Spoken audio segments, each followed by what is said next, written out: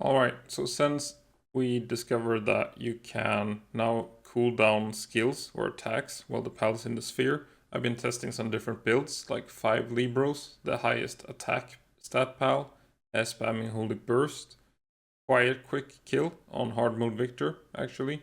Very quick, actually.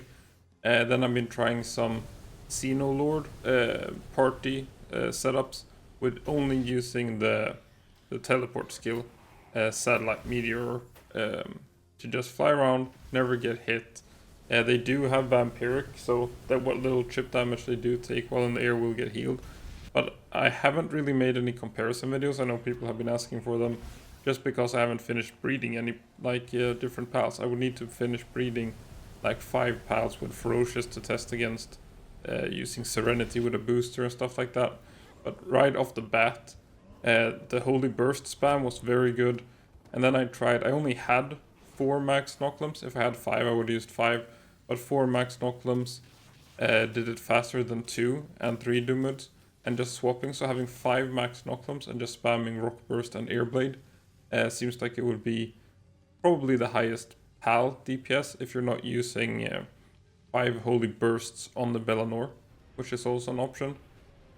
So like the skill setup has changed a bit, but I feel like it wouldn't be different depending on what pals you use. So if you're using like 2 Shadow Beaks, you wouldn't use 5 because you're using 2 high cooldown or decently high cooldown Divine Disasters, and then you're using probably Holy Burst or Airblade or Flame Funnel depending on what you're fighting.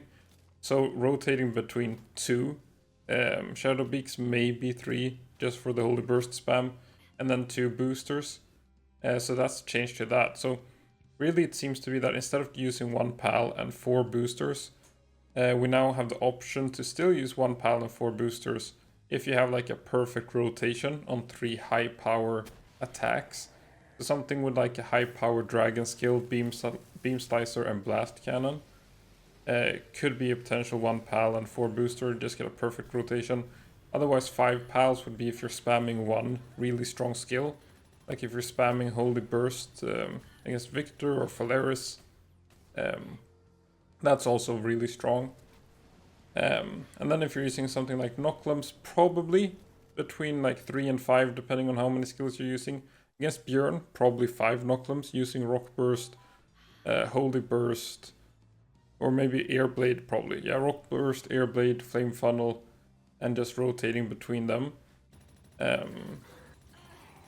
You have these sort of invincibility builds with the Rios and the Xenolords, where you use like between 3 and 5 just spamming the teleport skill, but it's not a super huge amount of DPS.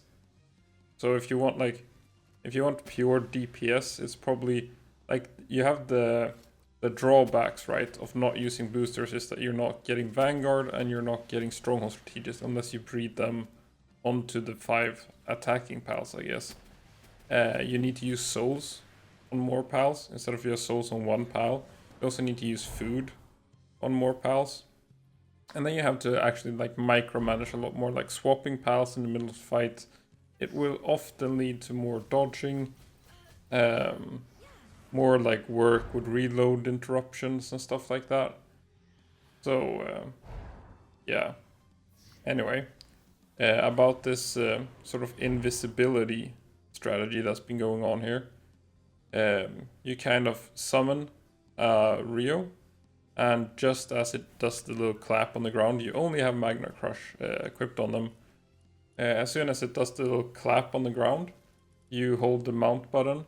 You successfully mount when it's sort of like shifting between itself and the meteor thing. And then you become like this invisible ball that can't be hit by anything. And you can just add some attacks, switch between them using Beam Slicer here. So like, I don't think this is a super viable build since the DPS is so low. You're really just using 2 skills on 1 Rio. Not sure when this would be useful, but something neat to keep in mind.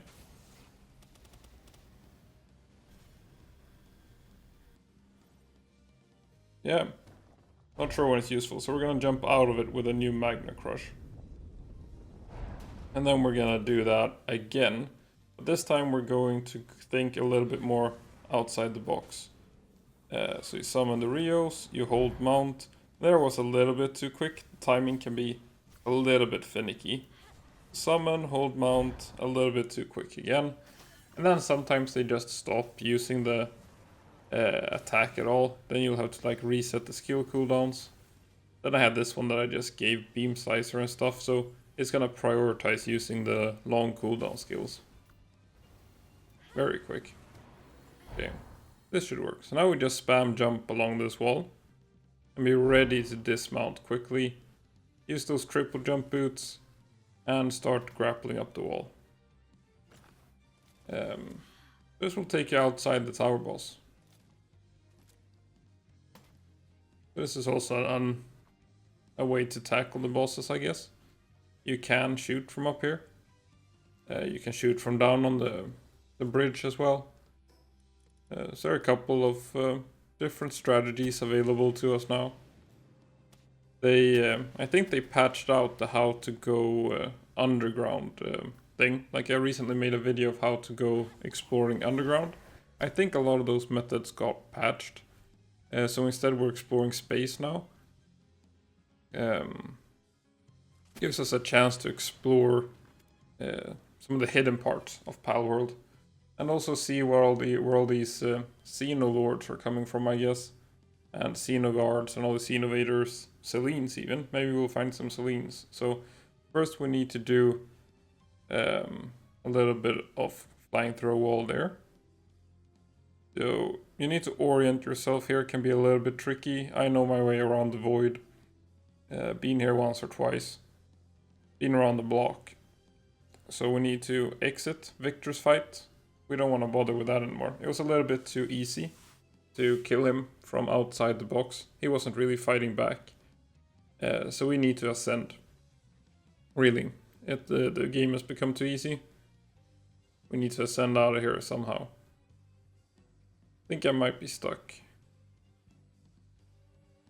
Are we moving? No. Very nice. It looks like we're in Astral Mountains. How's my stamina doing? Not great. Not great. So even if we were in space, it looks like we are under the ocean. Gonna try to shift on through the surface. It's a very solid surface for that ocean. And it looks like we're still somehow underneath the map. Just looked like Astral Mountain. That wasn't a grapple. This, I think they patched most of my old methods. Not sure if they have, but don't feel like I can grapple, crouch, spam through walls anymore. Luckily, there are some other tricks that work sometimes. Now the keyword is sometimes.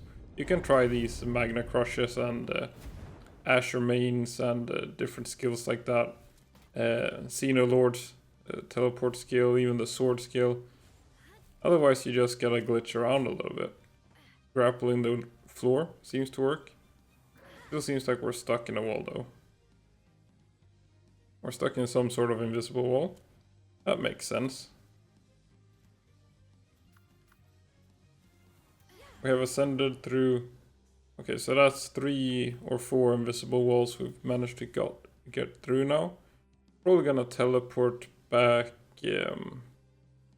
Let's do a dungeon real quick. Let's do a dungeon while we are chasing the Victor fight. We have time for a dungeon. Yeah, let's find somebody in here that's angry with us. Okay, you wanna clap? No? Come on. It's looking like the attacks have bugged out now. Then you just switch them around a little bit. I'm not sure exactly how much of this stuff you need to do to reset them. But it's been happening a bit with this patch. I tried to bring a Libro to the oil rig to have it Nightmare Bloom around. But I stopped using all its skills eventually. I think it's when you kind of withdraw dodge them a bit too much. You do the same thing, and you're through. So now it looks like we're underwater again.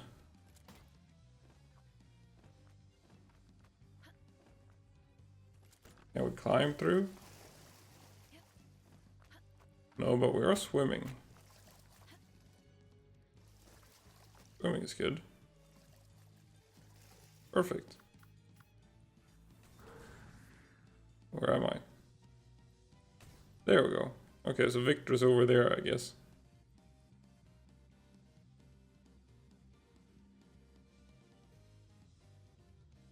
Nice. So yeah, do you need to rebreed your party pals from Serenity? Well, I don't really think I will. Like, maybe I'll breed some max attack, pure attack stat Libros and Noclums for fun. But I still feel like using Serenity Pal with 4 boosters is like more chill with how it works with aggro and Pal resetting and withdrawing, resetting aggro and placing the Pal next to you and everything. It just makes the fight a lot more clunky with reloading and everything. And then of course, like, it doesn't really matter if you're thinking like in min-max terms, oh, I want to breed the best pals ever and stuff like that, then you're just doing like 4 Gobfins and element swap pal anyway. And probably Vanguard on all your pals. Like, all these questions about like the best pal passives for tower fighter and stuff is kind of answered by just the Gobfin build. So if you don't want to rebreed from Serenity, you definitely don't have to. Like, you're fine. There's also no reason to refight towers. I just do it because I think it's fun. Like, I don't really need a reward. Like, I had no real reason to grind the oil rig, really. Like, getting some workbooks would be neat, but I play most of that in-game content because it's fun. Now, it felt a little bit cheesy to fight Victor from outside the box. And I tried to find my way back to his tower and re-enter and get a fair fight. So if you're thinking like about the best pal build meta, and if Serenity and Vampiric and stuff are dead now, I guess it depends. Like, are you using your max food refresh potions, and are you using like the attack food, and then it's also a difference between like what kind of skills you're using on the pal. Like, as we saw, if the pal is using one super high power skill, like spamming Holy Burst, sure, 5 pals. If you have something like a Shadow Beak, where you're gonna be using 3 strong skills, then it's better to use like 2, maybe 3 Shadow Beaks. So yeah, it really depends on the skills. Then you have like all the stuff with bounty tokens as well. Like, what skills are best. Maybe sometimes it's better to use only one skill that is super effective with stab, and then you're thinking about those elemental passives as well. Can't enter. The fight is ongoing. There's a player in there. No, I'm outside. I left. What happens when the timer goes out? We'll see. So yeah, I still need to do a lot of rebreeding. It's just people were asking like the progress. Am I gonna die? No, I don't die. I'm asleep. Yeah, so people were asking like what the breeding or what pals to breed for now, and I can't really say now about like Ferocious and stuff like that, and Serenity and Vampiric. It will take me a while to breed all those pals and then do a bunch of fights and see. Like, yeah, there's the difference between if a build is easy to use, like a Felbat build, or if it's like the best raw DPS but a little bit more difficult to use, like flying around on a Ragnarok or using Vixen. So that's it for this. Thanks for watching.